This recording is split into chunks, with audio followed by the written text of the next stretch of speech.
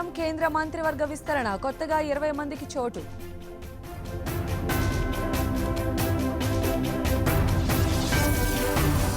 మిజోరాంకు కంబంపాటి, హర్యానాకు దత్తాత్రేయ, 8 రాష్ట్రాలకు కొత్త గవర్నర్ల నియామకం.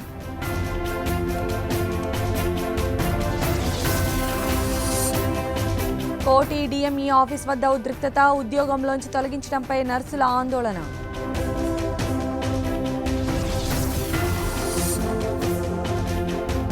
కృష్ణా జలాలపై కాసేపట్లో తెలంగాణ హైకోర్టులో విచారణ. బెంచ్ మార్చాలన్న ఏజీ వాదనపై సీజే అసహనం.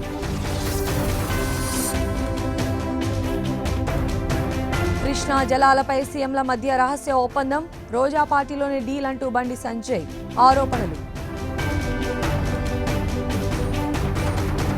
హుజూరాబాద్ బైపోల్ కోసమే జల వివాదాలు, సీమ ప్రాంత ప్రజల్ని రెచ్చగొట్టొద్దన్న టీడీపీ.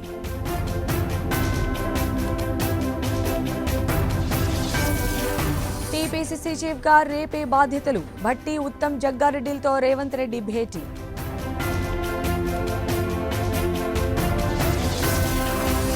కిడ్నాప్ చేశారా, తప్పిపోయాడా? ఉయ్యాలపల్లెలో చిన్నారి సంజు కోసం గాలింపు.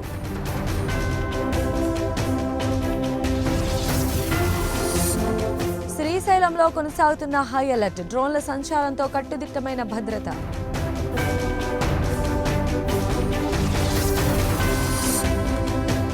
చిన్న పొరపాటుతో తప్పిన పెను ప్రమాదం, దర్భంగా పేలుడు కేసులో సంచలన విషయాలు.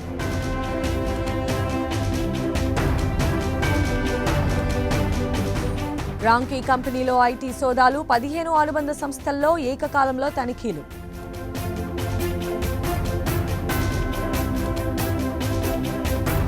ఇంగ్లాండ్ క్రికెట్ టీంపై కరోనా పంజా, 3 ఆటగాళ్లు, 4 సిబ్బందికి పాజిటివ్.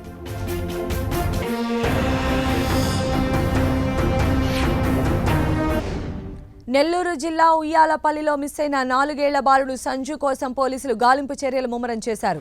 డాగ్ స్క్వాడ్ ను రంగంలోకి దింపారు. ఇప్పటికే డ్రోన్ల ద్వారా గాలించారు. ప్రతి అవకాశాన్ని వినియోగించుకుంటున్నారు. ఇప్పుడు డాగ్ స్క్వాడ్ తో సంజు ఆచూకీ కోసం ప్రయత్నిస్తున్నారు. ఇంట్లో బాలుడి దుస్తులు, వస్తువులను జాగిలాలకు వాసన చూపించారు. ఇంట్లో కొద్దిసేపు తిరిగిన తరువాత అక్కడి నుంచి జాగిలం అడవిలో 2 కిలోమీటర్ల దూరం వరకు వెళ్ళింది. ఒకచోట చెట్ల పొదల దగ్గరకు వచ్చి ఆగింది. అంత దూరం వెళ్ళినా ఒక్క క్లూ కూడా దొరకలేదు. ఎండ తీవ్రత ఎక్కువగా ఉండటం సర్చ్ ఆపరేషన్ కు కొంత ఇబ్బందిగా మారింది. కొద్దిసేపు విశ్రాంతి తీసుకుని మరోసారి గాలింపు కొనసాగిస్తున్నారు పోలీసులు. జాగిలం బాలుడు తిరిగిన ప్రతి చోటుకు వెళ్ళింది. అయితే పొదల దగ్గర నుంచి ముందుకు వెళుతుందా లేదా అనేది టెన్షన్ పెడుతోంది. అక్కడి నుంచి బాలుడిని ఎవరైనా తీసుకెళ్లి ఉంటే ఏం చేయలేమంటున్నారు పోలీసులు. బాలుడు కుటుంబ సభ్యులు ఆందోళన చెందుతున్నారు. డ్రోన్లతో ఆచూకీ కనుగొనే ప్రయత్నం చేసినా ఫలితం లేకుండా పోయింది. చిన్నారి కోసం మొత్తం 10 బృందాలుగా పోలీసులు సర్చ్ ఆపరేషన్ కొనసాగిస్తున్నారు. బద్వేల్లో బాలుడు ఉన్నాడని ఎవరో తల్లిదండ్రులకు చెప్పడంతో అక్కడికి పోలీసులు వెళ్లారు. అయితే ఆ బాలుడు సంజు కాదని నిర్ధారించారు. అటు వెంట్రుకలు కొనేందుకు వచ్చిన వారిపై అనుమానాలు వ్యక్తం చేశారు తల్లిదండ్రులు. పోలీసులు ఆ కోణంలో గాలింపు చేపట్టినా ఆచూకీ లభించలేదు. చివరి ప్రయత్నంగా డాగ్ స్క్వాడ్ సహాయంతో సంజు కోసం వెతుకుతున్నారు. బాలుడు దొరుకుతాడన్న నమ్మకం తమకుందంటున్నారు పోలీసులు. రేపటి నుంచి యాక్షన్ ప్లాన్ మారుస్తామంటున్నారు.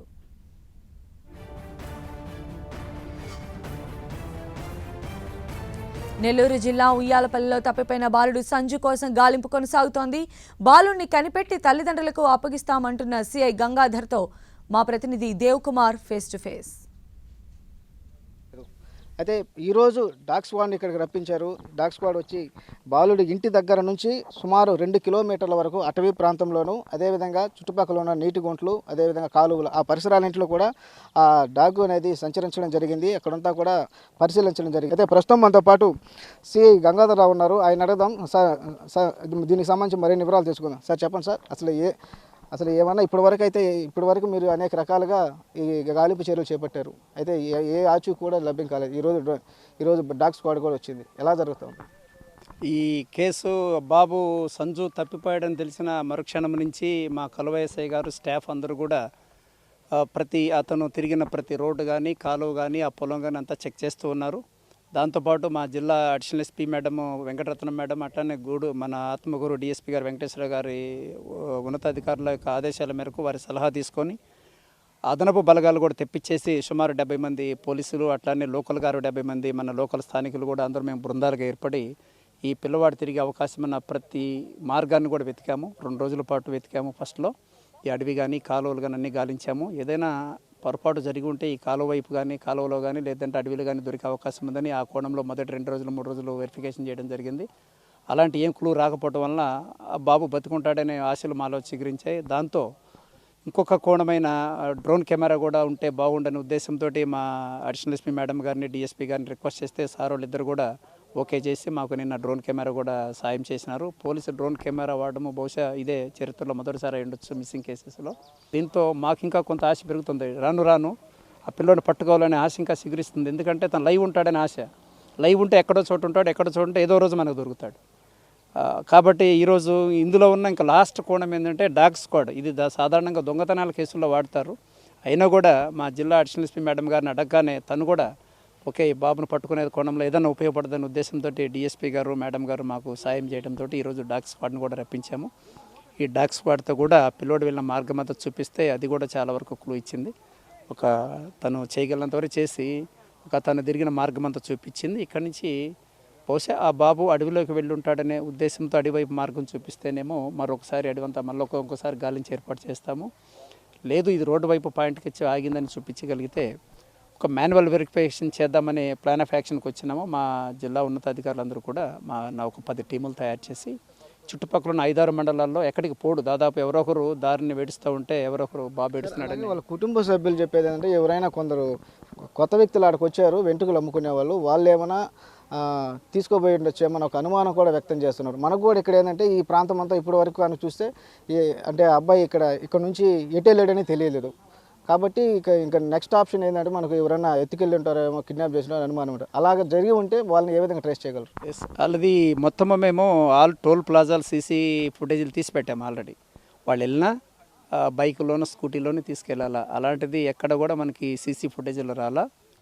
ఆ యాంగిల్లో కూడా వెరిఫై చేసాము. ఇప్పటి వరకు అయితే అట్లా జరిగింది ఏమీ లేదు. ఎందుకంటే వాళ్ళు చిక్కెంటుకులు వాటికి ఇటుకు వచ్చి బై వాక్ వస్తారు, లేదన్నా స్కూటీలో వచ్చినా మనకు పక్కనే ఉన్న గోనుపల్లి దగ్గర రాపూర్ ఏరియాలో మధ్యలో మడుగు దగ్గర కానీ గోనుపల్లి దగ్గర కానీ చెక్ పోస్టులో కూడా మేము సీసీ ఫుటేజీలు తీసాం. అయితే మరలా ఇంకొకసారి కూమింగ్ చేసి ఈ పశువుల కాపురులు వీళ్ళు ఏరియా అంతా తిరుగుతుంటారు. కాబట్టి ఆటోమేటిక్గా ఎక్కడో చోట క్లూ వస్తుంది. సో అబ్బాయికి సంబంధించిన ఎలాంటి ఫిజికల్ క్లూ అడవిలో దొరకలేదంటే అబ్బాయి బయట బ్రతుకున్నాడనే మేము ఆశిస్తున్నాము. అయితే ఈ అటవీ ప్రాంతం ఏదైతే ఉందో ఆడ వరకు పరిశీలించినప్పటికీ అతని ఆనవాళ్ళు దొరకలేదు. కాబట్టి అయితే ఇతను ఖచ్చితంగా ఫిజికల్గా ఉంటాడన్న అనుమానం అయితే మాకు బలపడుతుంది. ఖచ్చితంగా అతన్ని క్షేమంగా పట్టుకొని అతని కుటుంబ సభ్యులకు అప్పచెప్తామనేవి ఈ విధంగా రేపటి నుంచి ప్లాన్ ఆఫ్ యాక్షన్ కూడా మార్చుకొని ఖచ్చితంగా ముమ్మర ప్రయత్నాలు చేసి అతని బాబుని ఆచూకీ దొరికేటట్లు కృషి చేస్తామని చెప్పేసి సిఐ గంగాధరరావు చెప్తున్నారు. Video journalist ప్రదీప్తో Devakumar 10 TV Uyyalapalli నుంచి. మరోవైపు శ్రీశైలంలో డ్రోన్ల సంచారంపైన పోలీసులు వేగం పెంచారు. పోలీసుల అదుపులో 4 అనుమానితులు ఉన్నట్లు సమాచారం అందుతోంది. అనుమానితులను పోలీసులు విచారిస్తున్నట్లు తెలుస్తోంది. పోలీసులు రాత్రి నుంచి టీములుగా విడిపోయి విస్తృతంగా తనిఖీలు చేస్తున్నారు.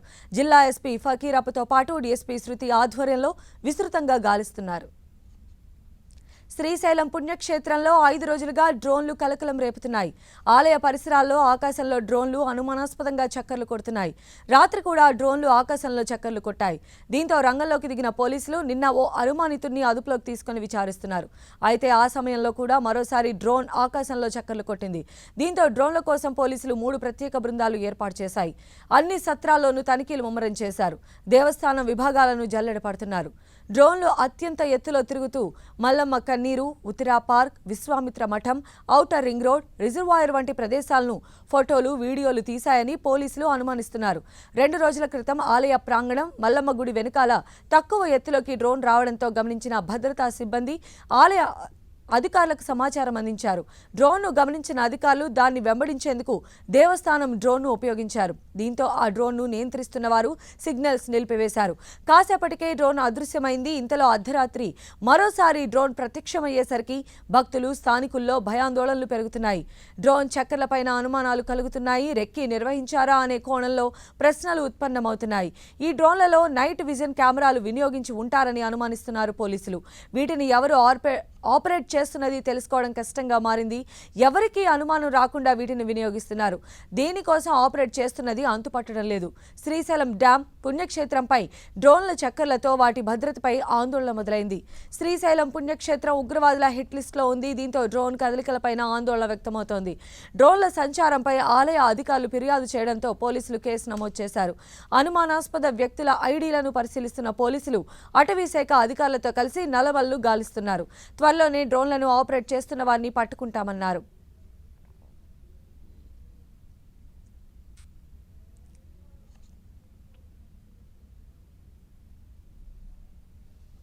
కృష్ణా జలాల వినియోగం పైన తెలుగు రాష్ట్రాల ముఖ్యమంత్రుల మధ్య రహస్య ఒప్పందం జరిగిందని బీజేపీ అధ్యక్షుడు బండి సంజయ్ ఆరోపించారు. చిత్తూరు జిల్లా నగరి వైసీపీ ఎమ్మెల్యే రోజా నివాసంలో జరిగిన పార్టీలో అగ్రిమెంట్ కుదిరిందన్నారు. ఆ మీటింగ్లో ఇద్దరు ముఖ్యమంత్రుల మధ్య ఏం జరిగిందో బయట పెట్టాలని డిమాండ్ చేశారు బండి సంజయ్.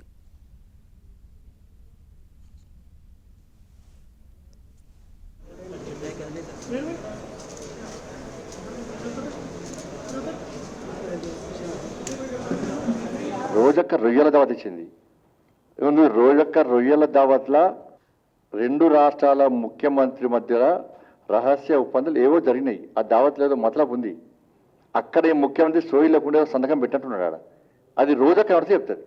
రోజక్క రొయ్యల దావత్లో మతలబైంది. రాష్ట్ర ముఖ్యమంత్రికి అక్కడున్న అప్పుడు అన్నాడు కదా, రోజక్క రొయ్యల దావత్ పోయే రాయలసీమను రత్నాల సీమ చేస్తా అన్నాడు. ఇదే రత్నాల సీమ అంటే. మీరు దోసుకపోరి నిన్ను బట్టి ఎట్లా సోయి లేకుండా ఉంటా. నా గురించి మీకు తెలిసిందే. మళ్ళీ ఇవాళ రొయ్యల దావత్ చేసుకుని పోతున్నా. మళ్ళీ 4 రోజుల దాకా సోయిలో కూడా వంట నేను మీరు దోసుకపోండి అని చెప్ప. అదే రొయ్యల దావత్ మతలబ్ అంటే. అందుకే ఈ రొయ్యల దావత్లో ఏం జరిగిందో, ఈ సంతకాలు ఏం జరిగినాయో రోజక్క ఆడితే చెప్తుంది. దాని బట్టి దావత్ల మీద మనం అనుకుంటే రోజక్క రొయ్యల దావత్లో ప్రత్యేకంగా వేరు ఏడుకోవి ఆడికి పోవడం ఏంది, వెంటనే రాయలసీమ రతనసీమ చేస్తా అన్నది ఏంది. హుజూరాబాద్ ఉప ఎన్నిక కోసమే కేసీఆర్ నీటి గొడవలు సృష్టిస్తున్నారన్నారు ఎంపీ టీజీ వెంకటేష్. తెలంగాణ వాళ్లు ఇష్టం వచ్చినట్లు విద్యుత్ ఉత్పత్తి చేసుకుంటామంటే కుదరదని తెలిపారు. సీఎం కేసీఆర్ నీటి ఒప్పందాలన్నీ మర్చిపోయారన్నారు టీజీ వెంకటేష్. మహారాష్ట్ర, కర్ణాటక నీళ్ల గురించి మాట్లాడని కేసీఆర్ రాయలసీమ గురించి ఎందుకు మాట్లాడుతున్నారని ఆగ్రహం వ్యక్తం చేశారు. కేసీఆర్ అవసరాలు పలికించే సమర్థులని టీజీ వెంకటేష్ ఎద్దేవా చేశారు. మన ఆంధ్ర అది ఎలా దోపిడీ చేయాలనే దాంట్లో ముందుకు వెళ్తారు. ఆంధ్రాకు లభ్యమయ్యే నీటిని ఇది ఎంతవరకు సబబు, ఎంతవరకు న్యాయం అనేది మనం చూడాలి. నీటి పారుదలని అడ్డుకునేదానికి ఎవరికి హక్కు లేదు. దిగువ ప్రాంతం వాళ్ళు ఒప్పుకుంటేనే ఎగువ ప్రాంతం వాళ్ళు వాడుకోవాలి. గోదావరి, కృష్ణా 2 దిగువ ప్రాంతాలు. మేము ఒప్పుకోకపోతే మీకు ఏమీ ఉండదు, నోట్లో మట్టి పడుతుందని గుర్తుపెట్టుకోవాలని తెలంగాణ నాయకులకు తెలియజేస్తున్నాం.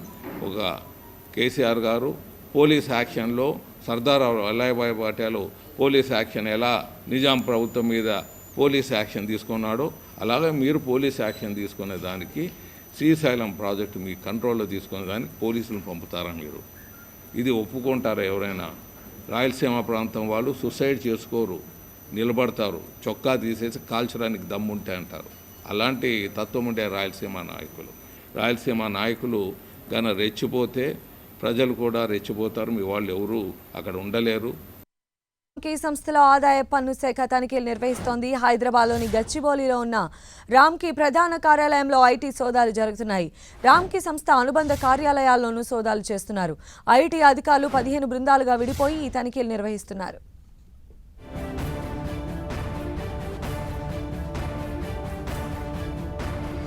రామ్కీ సంస్థలో జరుగుతున్న ఐటీ రైట్స్ కి సంబంధించిన డీటెయిల్స్ అందించడానికి మా ప్రతినిధి సునీల్ మనకు అందుబాటులో ఉన్నారు. సునీల్.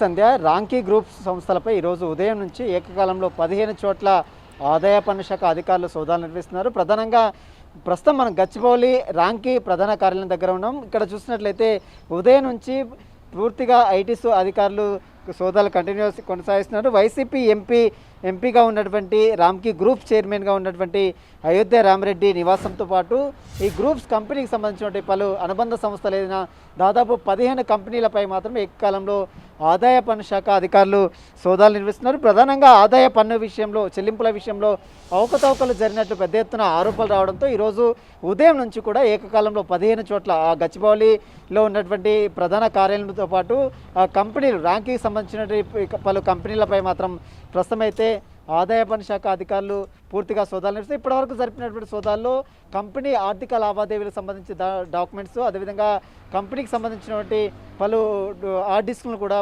ఐటీ అధికారులు వెరిఫై చేస్తున్నారు. పూర్తిగా ఈరోజు సాయంత్రం వరకు కూడా ఇంకా సోదాలు మాత్రం కంటిన్యూ అయ్యే అవకాశం ఉంది.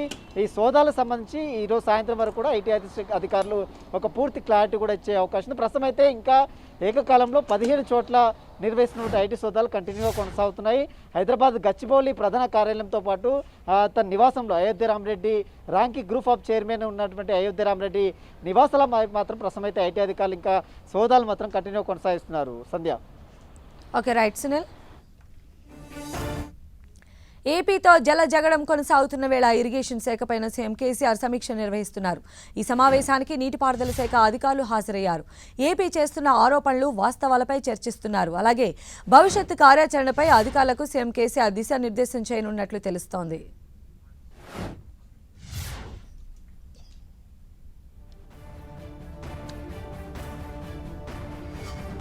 ఏపీతో జల జగడం కొనసాగుతున్న వేళ ఇరిగేషన్ శాఖపై సీఎం కేసీఆర్ సమీక్ష నిర్వహిస్తున్నారు. ఈ సమావేశానికి నీటిపారుదల శాఖ అధికారులు హాజరయ్యారు.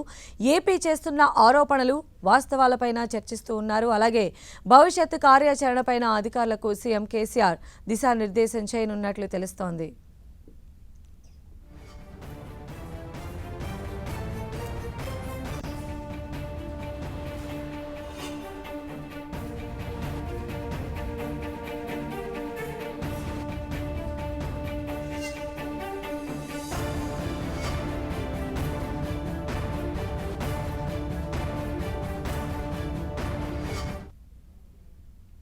ప్రస్తుతం కాంగ్రెస్ ఎంపీ ఉత్తమ్ కుమార్ రెడ్డి మాట్లాడుతున్నారు. ఇప్పుడు లైవ్ చూద్దాం. మీద ప్రవహించేస్తున్నాయి. ఆ నీళ్ళేమో పోగొట్టుకుంటున్నాము. ఈ అంకెలు మీరు కూడా కొంత నోట్ చేసుకో. ఎంత సీరియస్ గా ఇది జరుగుతుందంటే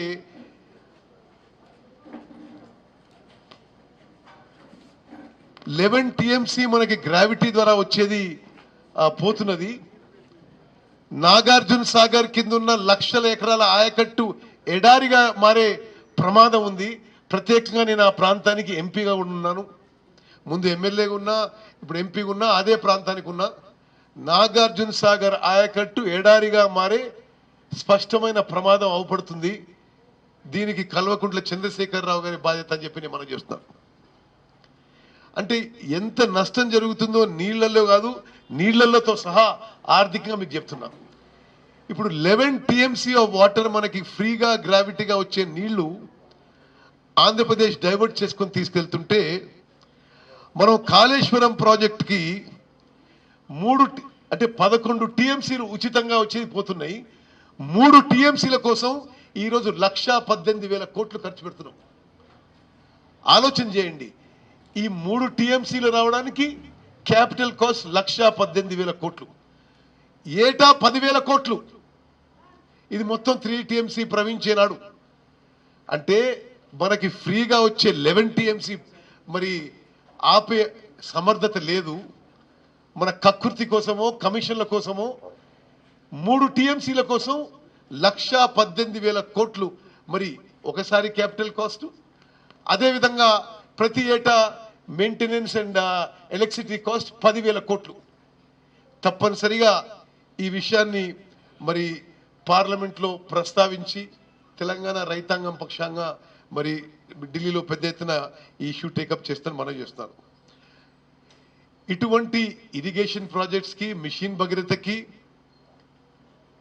excessive borrowings of Telangana government కూడా పార్లమెంట్లో ప్రస్తావిస్తాము.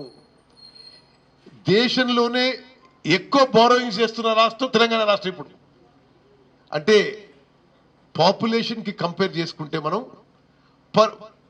Per person debt growth in this 7.5 years is highest in the country. ఇది మీరు అర్థం చేసుకోవాలి. ఎందుకంటే టోటల్ డెట్ కొన్ని రాష్ట్రాలు, మహారాష్ట్రలో ఎక్కువ ఉండొచ్చు, కానీ వాళ్ళ పాపులేషన్ మనకి 2 3 ఉంటుంది. కానీ పర్ పర్సన్ బారోయింగ్ ఈ 7.5 ఏళ్ళలో భారతదేశంలో హైయెస్ట్ బారోయింగ్ తెలంగాణ రాష్ట్రం. మరి ఈ ఎక్సెసివ్ బారోయింగ్స్ విషయము, అది కూడా కమర్షియల్ బారోయింగ్స్కి రిసార్ట్ అయ్యి very high interest short term loans తీసుకొని మరి ఈ రాష్ట్రంలో ముందు చాలా ఒక ఆర్థికంగా దుర్భర పరిస్థితి తీసుకొస్తున్న విషయం కూడా నేను మీ విలేకరు మిత్రులకు చెప్పాలి. 15th కమిషన్ ఎన్కే సింగ్ గారి ఆధ్వర్యంలో ఒక కమిషన్ ఏర్పడింది, 15th ఫైనాన్స్ కమిషన్. నేను పార్లమెంట్ కమిటీ మీటింగ్లో అటెండ్ అయినా. వాళ్ళకు ఒక విషయం కూడా చెప్పిన ఆ రోజు, నేరుగా ప్రభుత్వం బారోయింగే కాదు, వీళ్ళు కార్పొరేషన్స్ పెట్టి, కాళేశ్వరం ఒక కార్పొరేషను, పాలమూరు రంగారెడ్డికి ఒక కార్పొరేషను, భగీరథ ఒక కార్పొరేషను, ఆ కార్పొరేషన్స్ కూడా బారో చేస్తుండ్రు. ఇది మరి ఇటువంటి బారోయింగ్స్ మీరు is it legal to borrow like this? కేంద్ర ప్రభుత్వం కూడా ఈ విషయం చాలా సీరియస్గా తీసుకుంది.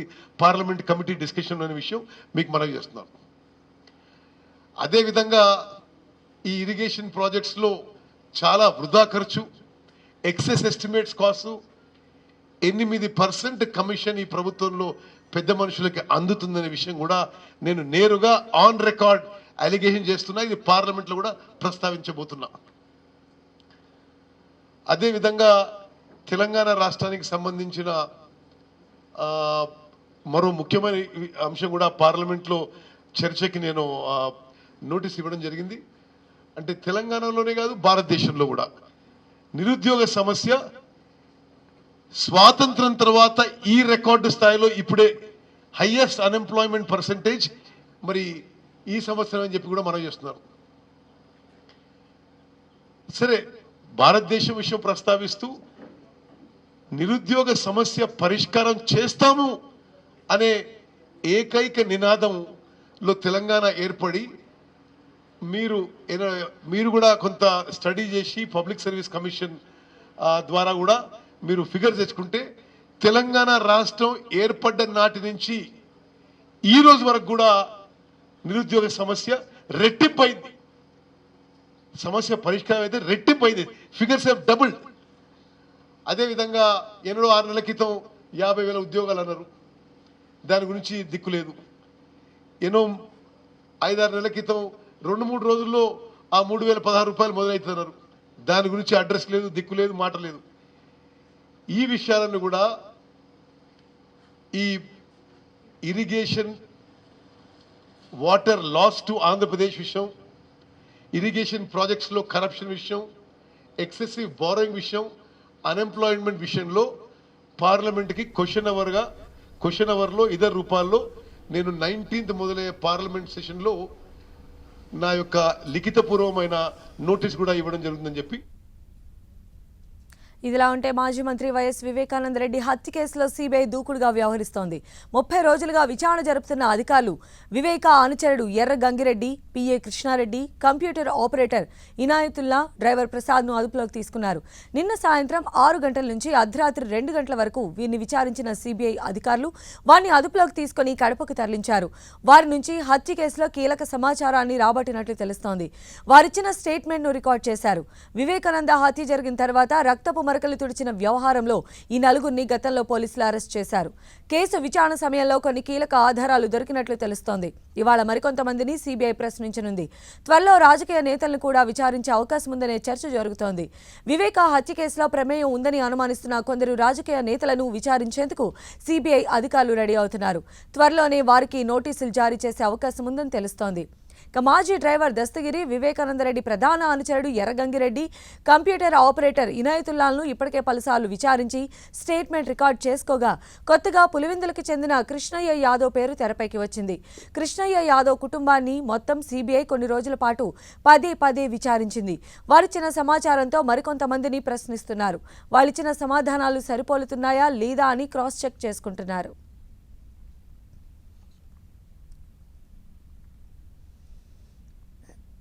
ఇక హైదరాబాద్ కోటి ఆసుపత్రిలో ఉద్రిక్తత చోటు చేసుకుంది. 1.5 ఏళ్లుగా కోవిడ్ ట్రీట్మెంట్లో భాగంగా సేవలు అందిస్తున్న తమను ఉన్న పలంగా ఆరోగ్య శాఖ నిధుల నుంచి తొలగించడంపై నర్సులు ఆగ్రహం వ్యక్తం చేస్తున్నారు. ప్రాణాలను సైతం ఫణంగా పెట్టి కోవిడ్ డ్యూటీలు చేశామని కన్నీటి పరంతమయ్యారు. తమకు ప్రభుత్వం న్యాయం చేయాలని డిమాండ్ చేస్తున్నారు. దీనిపై పూర్తి సమాచారం మా ప్రతినిధి రాధిక అందిస్తారు.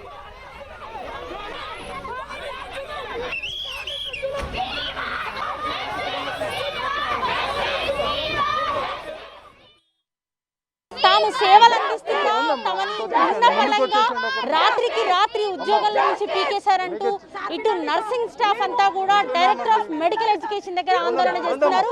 వాళ్ళ మాటల్లోనే వాళ్ళ బాధలు ఒకసారి వినే ప్రయత్నం చేద్దాం. అమ్మ చెప్పండి, ఎప్పుడు మీకు కాంట్రాక్ట్ బేస్డ్ మీద తీసుకున్నారని చెప్తున్నారు, ఏం జరిగింది అసలు? 20 మార్చిలో తీసుకున్నారు మేడం. మమ్మల్ని కోవిడ్ వారియర్స్ గా అపాయింట్మెంట్ ఇచ్చారు madam. Out sourcing first contract notification అని ఇచ్చారు మేడం. నోటిఫికేషన్ ఇచ్చిన తర్వాత మళ్ళీ అవుట్ సోర్సింగ్ అని చేంజ్ చేశారు మేడం. ఓకే, అవుట్ సోర్సింగ్ అయినా మాకు అన్ఎంప్లాయ్మెంట్ మమ్మల్ని వేధిస్తుంది కాబట్టి ఆ కోవిడ్ టైంలో మా ప్రాణాలు పోయినా సరే మేము ఈ సర్వీసు మాకు జాబ్ కావాలి ఫస్ట్. ఎందుకంటే ఎంతమంది నర్సింగ్ చేసిన విద్యార్థులు ఇప్పుడు ఎంప్లాయీస్ కానీ ఎంతమంది జాబు లేక నిరుద్యోగంతో ఒక్కొక్క ప్రైవేట్ హాస్పిటల్లో 8,000కి 6,000కి మేము మేడం 2000 నుంచి చేసినాం. 2010లో నా ట్రైనింగ్ అయిపోతే ఇప్పటివరకు జాబ్ లేదు మేడం. 2017లో నేను ఏఎన్ఎం కాంట్రాక్ట్ జాబ్ వస్తే అది కూడా లోపల ఏమైపోయిందో తెలియదు. ఆ నోటిఫికేషన్ ఇప్పటివరకు లేదు. సరే పోయిన జాబ్ పోయింది. నా సర్టిఫికెట్లు తీసుకొని జిఎన్ఎం చేసి సర్టిఫికెట్లు తీసుకొని దానిపైన నేను జనరల్ నర్స్ అప్లై చేసుకుంటే ఈ జాబ్ వచ్చింది మేడం. ఈ జాబ్ వచ్చిన తర్వాత 1 year తర్వాత నీ సేవ అయిపోయింది, నువ్వు స్టాప్ చేయంటే మేము ఎక్కడ పోవాలి మేడం? చాలా మందికి కోవిడ్ సెకండ్ టైం కూడా వచ్చింది మేడం. అయినా కూడా మేము ఫ్యామిలీని రిస్క్ లో పెట్టి మేము జాబ్స్ చేస్తున్నాం. చాలా మంది సెకండ్ టైం కోవిడ్ వచ్చి ఎఫెక్ట్ అయిన వాళ్ళు కూడా ఉన్నారు. మాకు సరిగా లీవ్స్ కూడా ఇవ్వలేదు. బ్లాక్ ఫంగస్ కేసెస్ లో అన్నిట్లో మేము ఎక్స్పోజ్ అయినా మా ప్రాణాలు పోయినా పర్లేదు కానీ మా జాబ్స్ అయితే మాకు ఇవ్వరా? ఇది ఎంతవరకు న్యాయం మేడం? అవుట్ సోర్సింగ్ మాకు హైకోర్టు కూడా వచ్చింది. అవుట్ సోర్సింగ్ వాళ్ళని చేస్తాము అని చెప్పి అన్ని ఇచ్చి ఇప్పుడు మధ్యలో మమ్మల్ని తీసేస్తే ఎంతవరకు న్యాయం? మీరే ఆలోచించండి. చాలా అన్యాయం జరుగుతుంది మేడం. ఎంతవరకు న్యాయం చెప్పండి? అసలు రెగ్యులర్ అవసరం లేదు మేడం. మమ్మల్ని తీసుకొని కాంట్రాక్ట్ లో తీసుకునే కావాలి. అసలు ఇంత చాలా అన్యాయం జరుగుతుంది. వాళ్ళకి నోటిఫికేషన్ ఇచ్చారు. అలాంటప్పుడు కోవిడ్ వచ్చినప్పుడు వాళ్ళని తీసుకోవాలి కదా. మాకెందుకు ఇచ్చారు నోటిఫికేషన్? మమ్మల్ని ఎందుకు తీసుకుని సడన్ గా ఇంటిమేషన్ లేకుండా ఎందుకు తీసేయాలి? మాకు ఎంత బాధ అసలు. సైన్ పెడుతుంటే సైన్ సో వాళ్ళకి వాళ్ళ డిమాండ్స్ ని నెరవేర్చాలి. ప్రభుత్వం ఎట్టి పరిస్థితుల్లో ఈ వాళ్ళ ఉద్యోగాల్ని తీసేయద్దు అని చెప్పేసి కష్టంలో ఉన్నప్పుడు తాము నిలబడ్డాం కాబట్టి తమకిప్పుడు ఉద్యోగం తీసేసి రోడ్డు పాలు చేయొద్దు, తమకి న్యాయం జరిపించాలి అని చెప్పేసి నర్సింగ్ స్టాఫ్ అంతా కూడా డిమాండ్ చేస్తున్నారు. ప్రభుత్వం స్పందించాలని చెప్పి కూడా వాళ్ళు కోరుతున్నారు. కెమెరా పర్సన్ ధనంజయ్తో రాధిక, 10 TV, కోటి డిఎంఈ ఆఫీస్. దేశంలోని 8 రాష్ట్రాలకు కొత్త గవర్నర్లను నియమించారు. ఈ మేరకు రాష్ట్రపతి కార్యాలయం నుంచి ఉత్తర్వులు వెలువడ్డాయి. ఏపీ బీజేపీ మాజీ ఎంపీ హరిబాబును మిజోరాం గవర్నర్గా నియమించారు. మిజోరాం గవర్నర్గా ఉన్న శ్రీధరన్ పిళ్ళైను గోవా గవర్నర్గా నియమించి ఆ స్థానంలో కంభంపాటి హరిబాబుకు అవకాశం ఇచ్చారు. ప్రస్తుతం హిమాచల్ ప్రదేశ్ గవర్నర్గా ఉన్న బండారు దత్తాత్రేయ హర్యానా గవర్నర్గా బదిలీ అయ్యారు. దత్తాత్రేయ స్థానంలో హిమాచల్ ప్రదేశ్ గవర్నర్గా రాజేంద్ర విశ్వనాథ్ను నియమించారు. మధ్యప్రదేశ్ గవర్నర్గా మంగూబాయి జగన్భాయ్ పటేల్, త్రిపురకు సతీదేవ్ నారాయణ్ ఆర్యను నియమించారు. ప్రస్తుతం కేంద్ర మంత్రిగా ఉన్న థావర్ చంద్ గెహ్లాట్ కు గవర్నర్ పదవి లభించింది. ఆయన్ను కర్ణాటక గవర్నర్ గా నియమించారు. థావర్ చంద్ గెహ్లాట్ కు గవర్నర్ పదవి అప్పచెప్పడంతో కేంద్ర మంత్రివర్గ విస్తరణపై ఊహాగానాలు మరింతగా బలపడ్డాయి. మిజోరాం గవర్నర్ గా ఉన్న శ్రీధర్ పిళ్ళైను గోవాకు, హర్యానా గవర్నర్ సత్యదేవ్ నారాయణ్ ఆర్యను త్రిపురకు, త్రిపుర గవర్నర్ రమేష్ భాయ్ను జార్ఖండ్ కు బదిలీ చేశారు. గవర్నర్ల విషయంలో 2 తెలుగు రాష్ట్రాలకు చోటు దక్కినట్లయింది. తెలంగాణ నుంచి దత్తాత్రేయ గవర్నర్ గా కొనసాగుతూ ఉండగా ఆంధ్రప్రదేశ్ నుంచి సీనియర్ నేత మాజీ ఎంపీ కంభంపాటి హరిబాబుకు అవకాశం దక్కింది. 2014 ఎన్నికల్లో కంభంపాటి ఎంపీగా విజయం సాధించారు. టీడీపీ బీజేపీ పొత్తుల్లో భాగంగా విశాఖ నుంచి పోటీ చేసిన ఆయన వైఎస్ విజయమ్మపై గెలుపొందారు.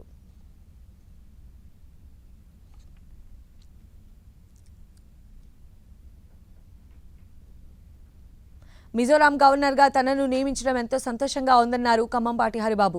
ఈ అవకాశం కల్పించిన వారందరికీ హరిబాబు ధన్యవాదాలు తెలిపారు. తనకు అప్పగించిన గవర్నర్ బాధ్యతను సక్రమంగా నిర్వర్తిస్తానని హరిబాబు స్పష్టం చేశారు. మిజోరాం అభివృద్ధికి కృషి చేస్తానన్నారు. విశాఖ ప్రజలతో తనకు విడదీయలేని అనుబంధం ఉంది అంటున్న కంభంపాటి హరిబాబుతో మా ప్రతినిధి Vijay face to face. BJP senior నాయకులు మాజీ విశాఖ ఎంపీ డాక్టర్ కంభంపాటి హరిబాబు గారిని మిజోరాం రాష్ట్ర గవర్నర్గా నియమించడం, కేంద్ర ప్రభుత్వం నియమించడం జరిగింది. ఈ సందర్భంగా మనతో ఉన్నారు సార్. మొదటగా 10 TV నుంచి మీకు శుభాకాంక్షలు అండి. ధన్యవాదాలండి. ఈశాన్య రాష్ట్రాల భౌగోళిక పరిస్థితి కానీ అక్కడ రాజకీయ వ్యవహారాలు పూర్తి భిన్నంగా ఉంటాయి మిగతా రాష్ట్రాలతో పోల్చుకుంటే.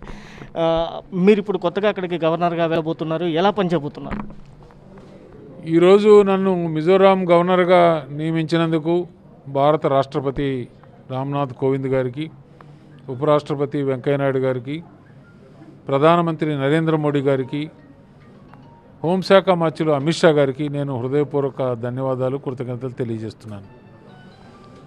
మిజోరాం గవర్నర్గా రాజ్యాంగబద్ధమైన బాధ్యతలు నిర్వర్తించడం అవకాశం దొరకడం చాలా సంతోషకరం. మిజోరాం ఈశాన్య రాష్ట్రాల్లో ఒక రాష్ట్రం. ఇవాళ దేశానికి ఈశాన్య రాష్ట్రాలు చాలా ప్రాధాన్యతను సంతరించుకున్నాయి.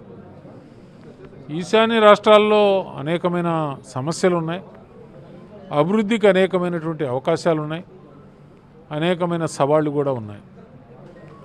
నేను ఆ రాష్ట్ర గవర్నర్గా ఆ రాష్ట్రానికి ఉన్నటువంటి సవాళ్ళు ఏమిటి, ఇబ్బందులు ఏమిటి, అభివృద్ధికి ఉన్నటువంటి అవకాశాలు ఏంటి, వీటన్నిటిని కూడా అవగాహన చేసుకొని ఆ రాష్ట్ర ముఖ్యమంత్రితో రాష్ట్ర ప్రభుత్వంతో సమన్వయం చేసుకుంటూ రాష్ట్ర గవర్నర్గా మిజోరాం ప్రజల యొక్క సంక్షేమం కోసం, మిజోరాం రాష్ట్రం యొక్క అభివృద్ధి కోసం శక్తి వంచన లేకుండా కృషి చేస్తానని చెప్పి నేను విజ్ఞప్తి చేస్తున్నాను. ప్రభుత్వం పార్టీ పనిచేసినటువంటి ప్రతి ఒక్కరికి కూడా ఏదో రకమైన గుర్తింపు తప్పనిసరిగా ఇస్తుందనే విశ్వాసం ఉంది. ఆ విధమైన గుర్తింపుని ఇప్పుడు ఇచ్చారు. ఏ అవకాశం ఇచ్చినా, ఏ బాధ్యత ఇచ్చినా అది ఒక బాధ్యతగా స్వీకరించి పనిచేయటం అలవాటు చేసుకుంటే తప్పకుండా గుర్తింపు వస్తుందని నేను భావిస్తున్నాను. ఎటువంటి వివాదాలకు తావు లేకుండా, ఇందానే చెప్పాను, సామరస్యంతో సమన్వయంతో పని చేసుకుంటే వివాదాలకు తావు లేకుండా అభివృద్ధి కోసం కృషి చేసే అవకాశం వస్తుంది. ఆ రకంగానే వివాదరహితంగా ఆ రాష్ట్ర ప్రభుత్వంతో, ముఖ్యమంత్రితో సమన్వయంతో కేంద్రం రాష్ట్రానికి వారధిగా ఆ ప్రాంత ప్రజల శ్రేయస్సు కోసం, సంక్షేమం కోసం, అభివృద్ధి కోసం నేను పనిచేస్తాను. మిజోరాం గవర్నర్గా బాధ్యతలు స్వీకరించినప్పటికి కూడా విశాఖపట్నం ప్రజలతో నాకున్నటువంటి అనుబంధం ఎప్పటికీ విడదీయలేనిది. ఎక్కడ ఉన్నా విశాఖపట్నం ఒక మంచి నగరంగా, సుందర నగరంగా, పారిశ్రామిక నగరంగా అభివృద్ధి చెందాలనేది నా ఆకాంక్ష. అటువంటి అభివృద్ధికి నా సహకారం ఎల్లప్పుడూ ఉంటుంది. పాలకులతోనూ అక్కడ ప్రజలతోనూ మమేకమయ్యి ఆ రాష్ట్ర అభివృద్ధికి కృషి చేస్తాను అని హరిబాబు చెప్తున్నారు. కెమెరా పర్సన్ సత్యతో విజయ్, 10 విశాఖ నుంచి. భాగ్యనగరంలో మరో ఫ్లైఓవర్ అందుబాటులోకి వచ్చింది. బాలానగర్ చౌరస్తాలో నిర్మించిన ఫ్లైఓవర్ను మంత్రి కేటీఆర్ ప్రారంభించారు. కూకట్పల్లి వై జంక్షన్ నుంచి బోయనపల్లి మార్గంలో 1.13 కిలోమీటర్ల పొడవున ఫ్లైఓవర్ను పూర్తి చేసింది హెచ్ఎండిఏ. వ్యూహాత్మక రహదారుల అభివృద్ధి పథకంలో భాగంగా 387 కోట్లు ఖర్చు చేసింది. 24 మీటర్ల వెడల్పుతో 6 లేన్ల రోడ్డు నిర్మించింది. ఈ ఫ్లైఓవర్ను మంత్రి కేటీఆర్ ప్రారంభించారు. ఫ్లైఓవర్కు మొత్తం 26 పిల్లర్లు ఏర్పాటు చేశారు. వీటిపై 206 గడ్డర్లను ఏర్పాటు చేశారు. ఇందులో 25 స్పాన్లను స్లాబ్గా వేశారు. ఫ్లైఓవర్కు 2 వైపులా 2 ర్యాంపు పిల్లర్లను నిర్మించారు. ఈ ఫ్లైఓవర్తో బాలానగర్ జంక్షన్ నుంచి జీడిమెట్ల, కుకట్పల్లి, బోయనపల్లి, సనత్ నగర్ ప్రాంతాలకు వెళ్లే వారికి ట్రాఫిక్ కష్టాలు తగ్గనున్నాయి.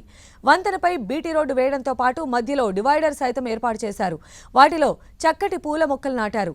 ఎల్ఈడి వీధి లైట్లు అమర్చారు. ఈ వంతెనతో ట్రాఫిక్ కష్టాలు తీరడమే కాదు, ఈ ప్రాంతం మీదుగా సికింద్రాబాద్, కుకట్పల్లి, అమీర్పేట్, జీడిమెట్ల వైపునకు రాకపోకలు సాగించే వారికి వెసులుబాటు కలుగుతుంది.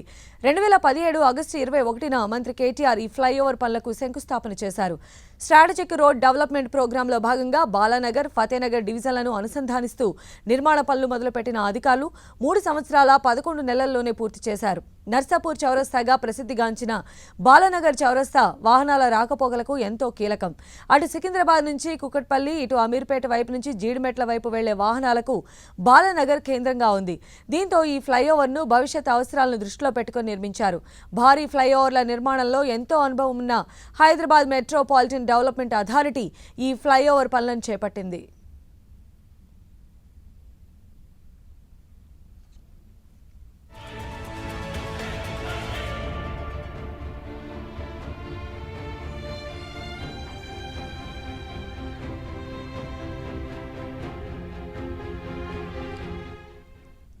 బాలానగర్ ఫ్లైఓవర్ అందుబాటులోకి రావడంతో కుకట్పల్లి నుంచి వెళ్లే వారికి ట్రాఫిక్ కష్టాలు తీరుతాయన్నారు మంత్రి కేటీఆర్.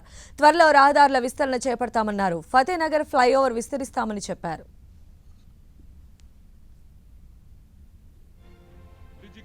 డాక్టర్ బాబు జగజీవన్ రామ్ గారి పేరును నిర్ణయిస్తున్నాం. దాని వెంటనే అధికారికంగా ఉత్తర్వులు ఇస్తామని చెప్పి కూడా ఈ సందర్భంగా నేను తెలియజేస్తా ఉన్నాను. ఈ ప్రాజెక్టులో గత 2 సంవత్సరాలుగా పనిచేసిన శివమ్మ అనే ఒక కార్మికురాలు, వనపర్తి జిల్లాకు సంబంధించిన అమ్మాయి, ఆ అమ్మాయి చేతుల మీదుగా ఈ బ్రిడ్జిని ప్రారంభోత్సవం చేసుకున్నామని చెప్పి కూడా నేను మీకు ఈ సందర్భంగా విజ్ఞప్తి చేస్తా ఉన్నాను. 385 కోట్ల రూపాయలతో దీన్ని టేకప్ చేసినాం. ఎమ్మెల్యే గారు అడుగుతా ఉన్నారు, మరొక 1/2 కిలోమీటర్ పాటు రహదారిని కూడా విస్తరించమని కోరుతా ఉన్నారు. ప్రాజెక్టులో కూడా కొన్ని సేవింగ్స్ ఉన్నాయి. 385 కోట్లు అనుకున్నప్పటికీ 270 కోట్ల లోపలనే ప్రాజెక్ట్ అయిపోయింది. కొంత సేవింగ్ కూడా ఉన్నది కాబట్టి తప్పకుండా రహదారుల విస్తరణ కూడా వెంటనే చేపడతామని చెప్పి కూడా ఈ సందర్భంగా ఎమ్మెల్యే గారి ద్వారా మీ అందరికీ కూడా తెలియజేస్తా ఉన్నాను.